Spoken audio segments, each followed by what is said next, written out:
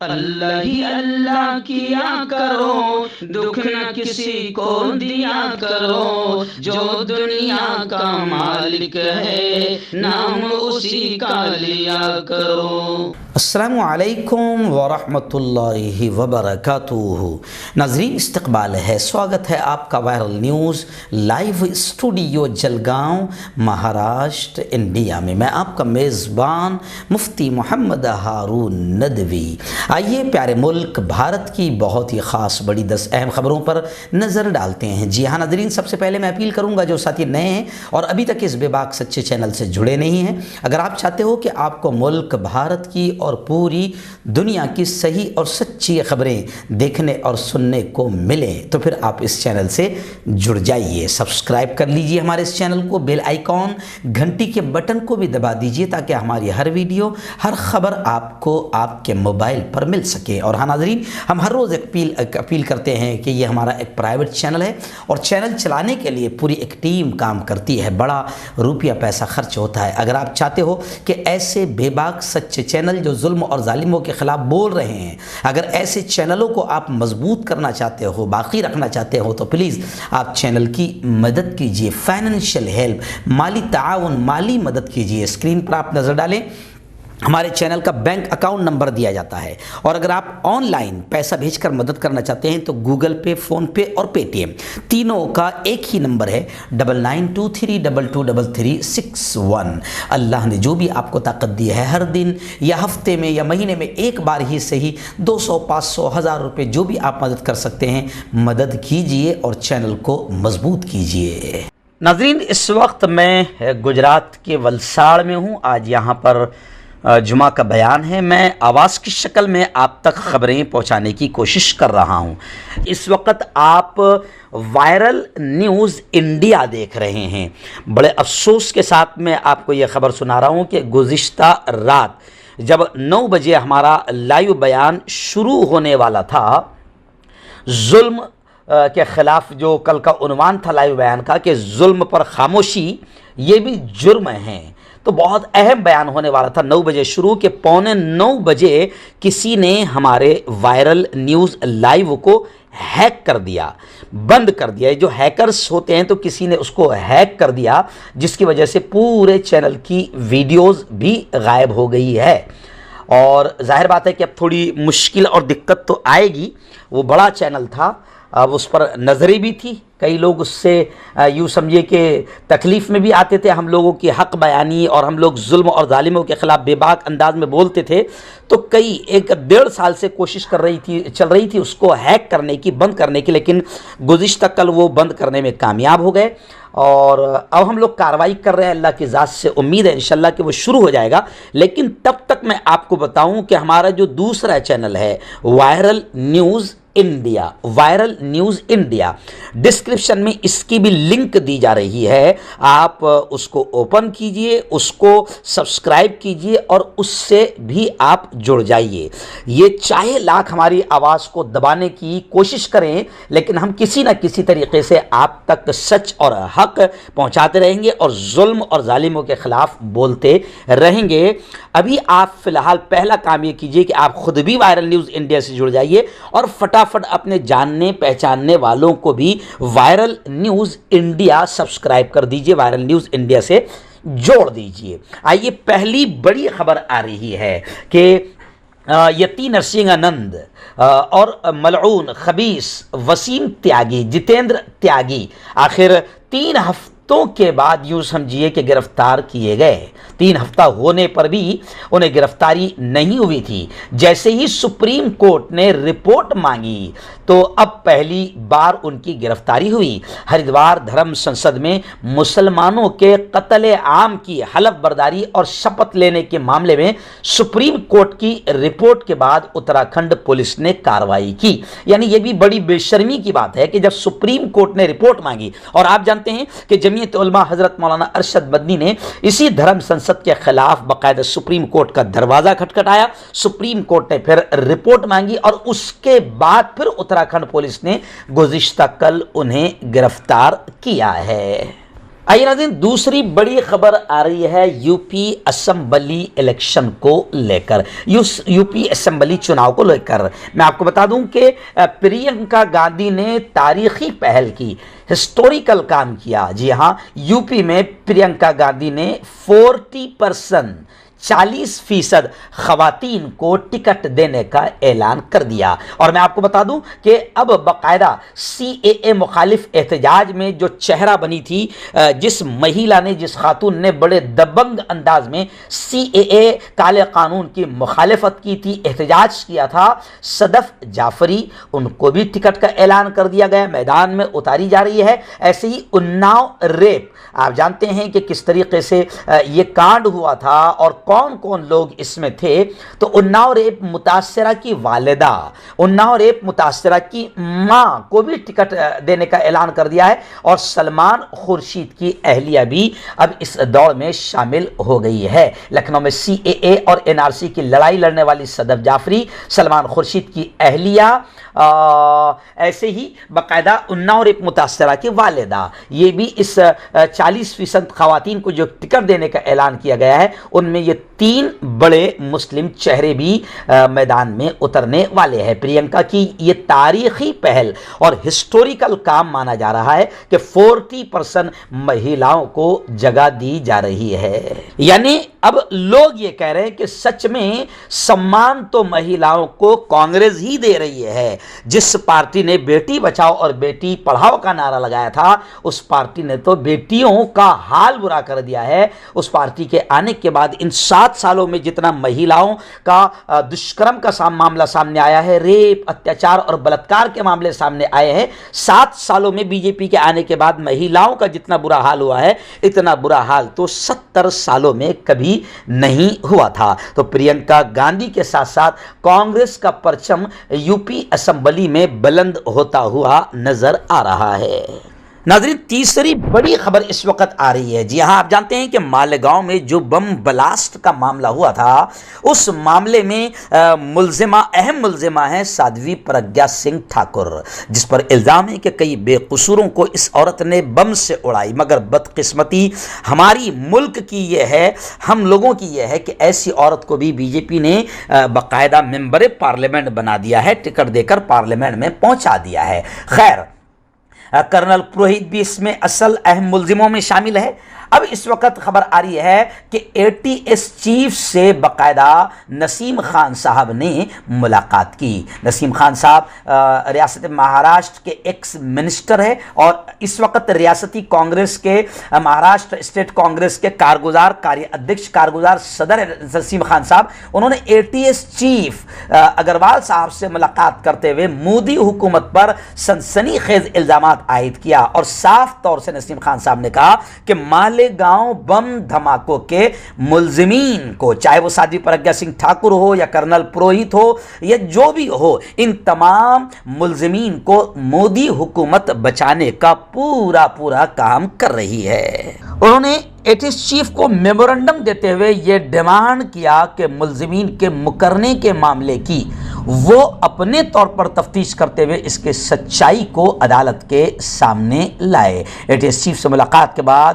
باقاعدہ دفتر کے باہر میڈیا سے خطاب کرتے ہوئے نسیم خان نے بتایا کہ اس معاملے کی تفتیش مہاراشٹر اے ٹی ایس نے ہی کی تھی اور ملزمین کو گرفتار کیا تھا۔ چونکہ عدالت میں اس کی ڈیلی بنیاد پر سنوائی چل رہی ہے، اس لیے اے ٹی ایس کی ذمہ داری ہے کہ وہ اپنے گواہان اور ثبوت کی بنیاد پر ملزموں کو سزا دلانے میں مدد کرے۔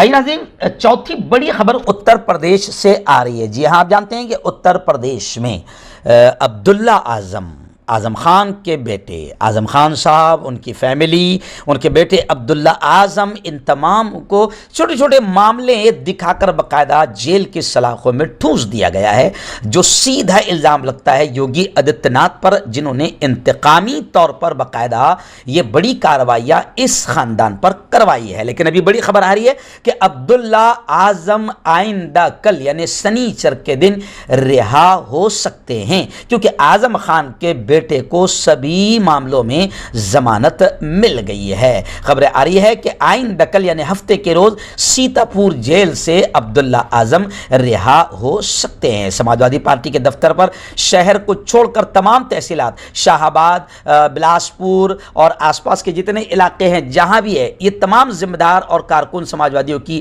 میٹنگ ہوئی اور اس میٹنگ میں یہ بات سامنے آئی ہے۔ عبداللہ اعظم کی آمد پر ایک استقبالیہ پروگرام بھی رکھا جائے گا۔ یہ بتاتے چلوں کہ عبداللہ اعظم پر 43 چھوٹے بڑے مقدمات قائم کیے گئے تھے، اس وجہ سے ان کو جیل بھیج دیا گیا تھا۔ ناظرین، بڑی خبر اس وقت یہ آ رہی ہے کہ انڈر ورلڈ ڈان داؤد ابراہیم کا بھتیجا سہیل کاسکر پاکستان پہنچ گیا۔ آپ جانتے ہیں کہ اسے ہندوستان لانے کی کوشش کی جا رہی تھی۔ ممبئی پولیس کے ذرائع نے بتایا کہ سہیل کاسکر، جسے امریکہ کی ایجنسیوں نے نارکو ٹیررزم کے الزام میں گرفتار کیا تھا، وہ اب پاکستان پہنچ گیا۔ وہی امریکن ایجنسیوں کے ذریعے سہیل کے ساتھ گرفتار علی کو ہندوستان لانے میں کامیابی ملی تھی، جس کے بعد ممبئی پولیس سہیل کو بھی ہندوستان لانے کی تیاری میں تھی۔ ذرائع نے بتایا کہ حال ہی میں ایک انٹرسیپشن میں ہندوستانی تفتیشی ایجنسیوں کو سہیل کاسکر کی آواز سنائی دی تھی، جس کے بعد ایجنسیوں نے پتہ لگانا شروع کیا تو معلوم ہوا کہ وہ امریکہ سے نکل چکا ہے اور دبئی ہوتے ہوئے پاکستان بھی پہنچ گیا ہے۔ بہرحال اب پولیس یہ سمجھ نہیں پا رہی ہے کہ آخر ایسا کیا ہوا کہ سہیل کاسکر کو امریکہ نے ہندوستان کو سونپنے کے بجائے اسے پاکستان بھیج دیا۔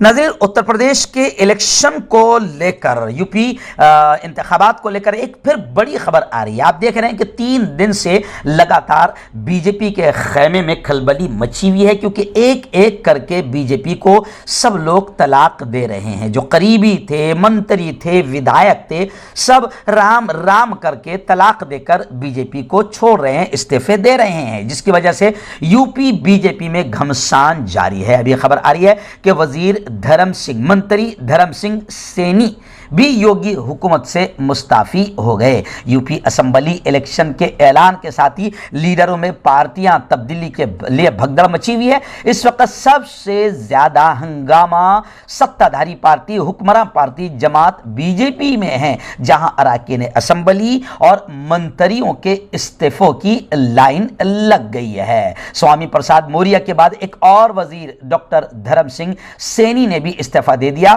جو بی جے پی کے لیے بڑا 400 وولٹ کا جھٹکا مانا جا رہا ہے۔ وہیں پر سوامی پرساد موریہ نے بڑا بیان دیتے ہوئے کہا کہ اب U P assembly election B J P کے تابوت میں آخری کیل ثابت ہوں گے، یعنی اب یہ بی جے پی کا آخری دور ہے اور اب بہت جلد انتم سنسکار رام نام ستیہ یو پی سے ہو جائے گا۔